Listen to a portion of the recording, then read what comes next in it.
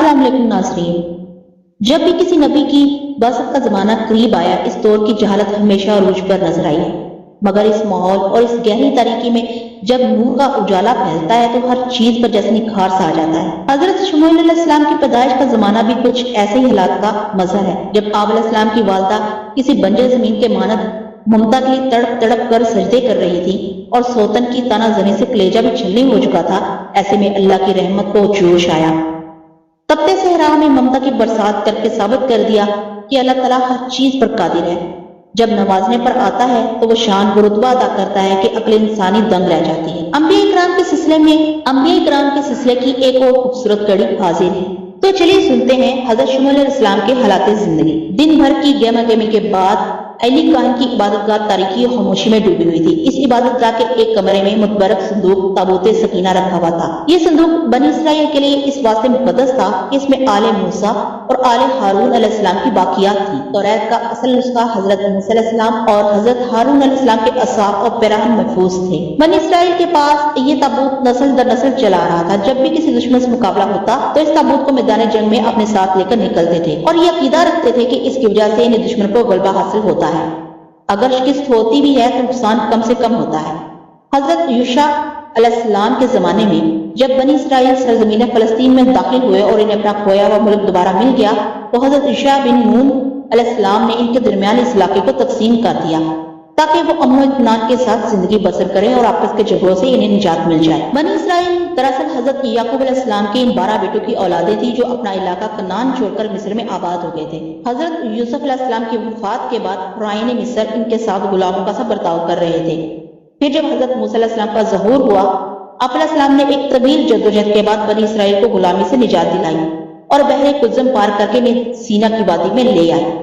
ये वादी सरजमीन फलस्तीन से करीब थी। हजरत मूसा अलैहिस्सलाम की मार्फत खुदा का हुक्म हुआ कि अपनी कौम से कहो कि अर्ज़ मुक़द्दस में दाखिल हो और वहां के जाबर और जालिम हुक्मरानों को वहां से निकाल दो और अदल इंसाफ की जिंदगी बसर करो।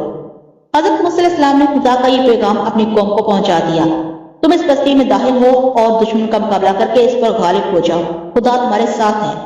नादान बनी इसराइल इतना भी न समझ सके कि जब इनका उलुल अज़म पैगंबर इनसे कह रहा है तो पता यकीनी है। उन्होंने साफ इनकार कर दिया। उन्होंने कहा, ए मूसा, हम कभी इस शहर में इस वक्त तक दाखिल नहीं होंगे जब तक वो इसमें मौजूद हैं। बस तू मूसा अलैहिस्सलाम और तेरा रब दोनों जाओ और इनसे लड़ो, हम तो यही बैठे हैं। इस बेहुदा जवाब पर हजरत मूसा अलैहिस्सलाम सख्त अफसरदा खातिर हुए। इसी रंजो मलाल में दरगाह इलाही में अर्ज किया, या अल्लाह, मैं अपने और हारून अलैहिस्सलाम के सिवा किसी पर काबू नहीं रखता, सो हम दोनों हाजिर हैं। अब तू हमारे उस नाफरमान कौम के दरमियान जुदाई कर दे, ये तो सख्त नाहिल हैं।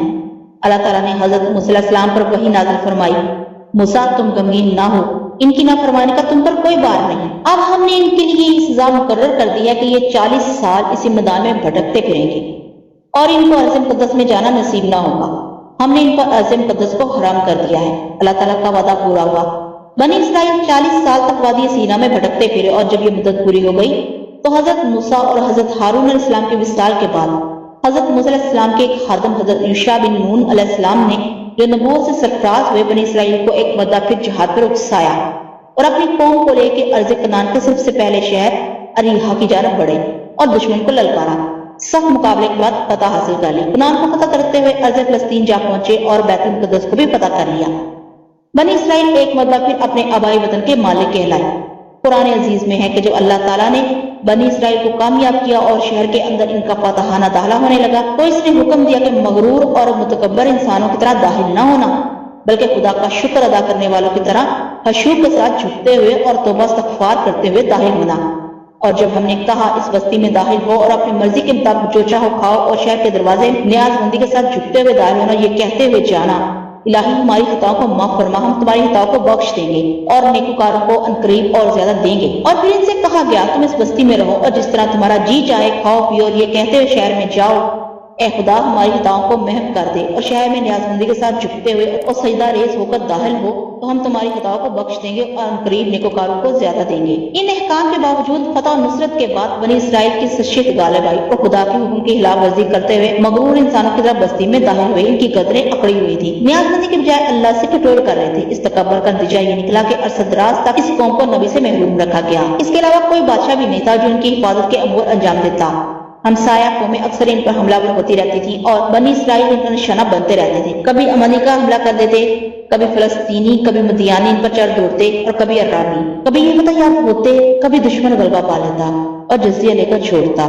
भेड़ों का एक रिवर था जिसका कोई निगरान नहीं था। आपस में लड़ते रहना भी इनके इमराज में से एक मर्ज था। हजरत यूशा बिन नून अलैहिस्सलाम ने हुकूमती मामलात निपटाने के लिए मुख्तलिफ कबीलों में सरदार मुकर्रर कर दिए थे और बाहमी तनाज़ात को निपटाने के लिए काजियों का तकर्रर किया था। दीनी मामलात कानून के सुपुर्द कर दिए गए थे। हजरत मूसा अलैहिस्सलाम की वफ़ात से तकरीबन 350 साल तक ये निज़ाम यूं ही कायम रहा कि खानदानों और कबीलों में सरदार हुकूमत करते और अदालती फैसलों के लिए काजी मौजूद थे। ये निज़ाम कुछ दिनों तक तो बखूबी चलता रहा, लेकिन वक्त के साथ साथ इसमें खराबियां पैदा होने लगी। खुसूसन जंगी मामलात में ये कौम कमजोर साबित होने लगी। आपस का इंतशार बढ़ता गया जिससे दुश्मन का इत्तेहाद फायदा उठाता रहा। इतराफ में आबाद कौमें इन पर हमलावर होती, लूटमार करते, नौजवानों को कत्ल करते और औरतों को उठाकर ले जाते। शिकस्त खोर्दा कौम काहन के पास जाकर दादो फरियाद करती, अपने ज़हम से दिखाती और इसरार करती कि इनका भी कोई बादशाह हो और वो इनकी तरफ से लड़े। काहन कभी इन्हें सब्र की तलकीन करता, कभी बदला लेने को उकसाता। इसका यही काम था, यही कर सकता था। इस अबतर हालात को झेलते हुए 3 सदियां गुजर चुकी थी कि ज़िम्मा इक़्तिदार एली नाम के काहन के हाथ में आई। ये काहन सीला नामी शहर में क़याम पज़ीर था। इसी शहर में इसकी इबादतगाह थी। इस इबादतगाह में मुख्तलिफ शहरों से लोग इबादत के लिए आते थे। इस इबादतगाह की अहमियत इसलिए भी थी ताबूत सकीना इसी काहन के पास था। दोस्तानी सिलसिले के एक शहर रामा के कुछ लोग एली काहन की इबादतगाह जाने की तैयारियां कर रहे थे। कुछ लोगों के पास गधे थे, कुछ पैदल जाने के लिए तैयार थे। इस शहर में हजरत यूसुफ अलैहिस्सलाम के छोटे भाई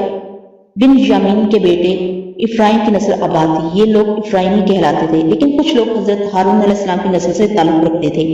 इन्हीं में एक शख्स अल्काना भी था जो एली काहन के इज्जतमंद था, लिहाजा वो हर साल इबादत के लिए सिला जाया करता था। एली काहन से अपने लिए दुआएं करवाते थे। अल्काना कई दिन से इस सफर पर जाने की तैयारी कर रहा था। वो तोहफे तोहफ जमा कर रहा था जो उसे एली काहन की खिदमत में पेश करने के लिए ले जाने थे।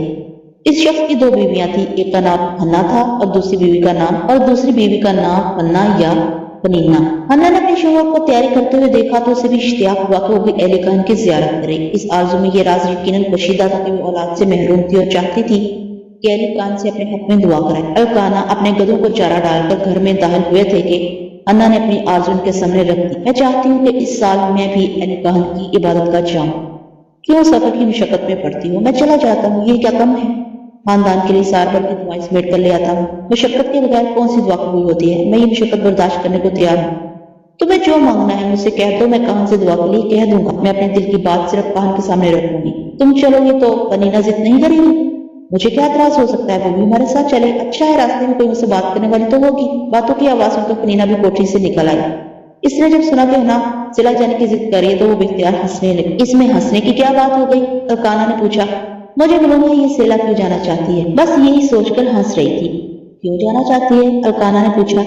ये समझती है वहां जाने से इसका बांझपन दूर हो जाएगा, इससे खुदा नाराज है, इसीलिए तो अब तक इसकी औलाद नहीं हुई। अब कौम सफर की मुशक्कत बर्दाश्त करने पर बजिद है। इसके तंज पर है ना खामोश ना रह सकी। मैं खुदा से मायूस नहीं हूँ, इसलिए हर दरवाजा खटखटाना चाहती हूँ। खुदा मेरी नहीं सुनता, मुमकिन है काहिन की सुन ले। नेक लोगों की दुआओं में भी असर होता है। देख लो, जो शोहर मेरा है वही तुम्हारा है। मुझे तो खुदा ने औलाद दे दी, तुम्हें नहीं दी। ये अब भी कहोगी कि खुदा तुमसे नाराज नहीं है। तुम बांझ हो बांझ, तुम तो मेरी बहनों की तरह हो। तुम तो ऐसी बात मत कहो, जिसने मुझे बांझ किया है वो मुझे औलाद भी दे सकता है। देना होती तो अब तक दे चुका होता, तुम इस काबिल हो ही नहीं। पनीना ऐसी गुरूर की बातें मत करो। खुदा अगर तुमसे नाराज नहीं है तो अब हो जाएगा। तुम्हारी बददुआओं से कुछ नहीं होता, जो हकीकत है वो तो मैं कह रही हूँ। अल्काना दोनों बीवियों की नोक झोंक में बहुत कम मुदाखलत करते थे, लेकिन उसको देख रहे थे कि पनीना की बातों से हना को बेहद अजियत हुई है। इसकी आंखों के कटोरे छलकने लगे। उन्होंने पनीना को डांटा। हना ठीक कह रही है, तुम इस पर कब्र से काम ले रही। अगर सफर की मुशक्कत उठा रही है तो वो उठा रही है, तुमसे तो नहीं कह रही है कि तुम भी चलो। उसे जाने दो, बातों की ती तो मत चलाओ। बात तुम्हारे साथ ये जाए और मैं ना जाऊं, मैं तो जरूर जाऊंगी। मैं मना नहीं करता, तुम भी चलो, लेकिन खबरदार अब ऐसी कोई बात नहीं करना जिससे इसका दिल दुखे। आप कहते हैं तो कोई ऐसी बात नहीं करूंगी। तो फिर तैयारी करो, हम कल सुबह रवाना हो जाएंगे। इस रात पूरी बस्ती में अली काहन इसकी इबादत की बातें होती रही। जिन लोगों को सुबह निकलना था वो रात भर जागते रहे थे। जैसे ही सुबह नमदार हुई, काफिला रवाना हो गया। अल्काना और उनकी दोनों बीवियां भी इस काफिले के हमरा थे। ये तय हो गया था कि पनीना रास्ते में खामोशी इख्तियार करेगी, लेकिन पनीना अपनी आदत से मजबूर थी। वो ज्यादा देर अपने वादे की पासदारी न कर सकी। इसने तमाम रास्ता तंज के तीर बरसाते हुए तय किया। सिला तक पहुंचते पहुंचते हना का दिल इतना दुख चुका था कि वो इबादत गाह में दाखिल हुई तो उसकी आंखें बुरी तरह बरस रही थी। اس لیے سسکیوں کے درمیان اپنی دعا اپنے خدا کے حضور پیش کی۔ میں اگر بانچ ہوں تو اس میں میرا کیا قصور ہے؟ یہ مرض تو نے مجھے دیا ہے، تو ہی سے دور کر دے، مجھے اولاد دے تاکہ پنینا کے طنز کے تیروں سے میرا کلیجہ چھلنی نہ ہو۔ انا کی آواز میں ایسا درد تھا کہ علی خان متاثر ہوئے بغیر نہ رہ سکا۔ وہ اس کے قریب آیا اور شفقت سے اس کے سر پر ہاتھ رکھا۔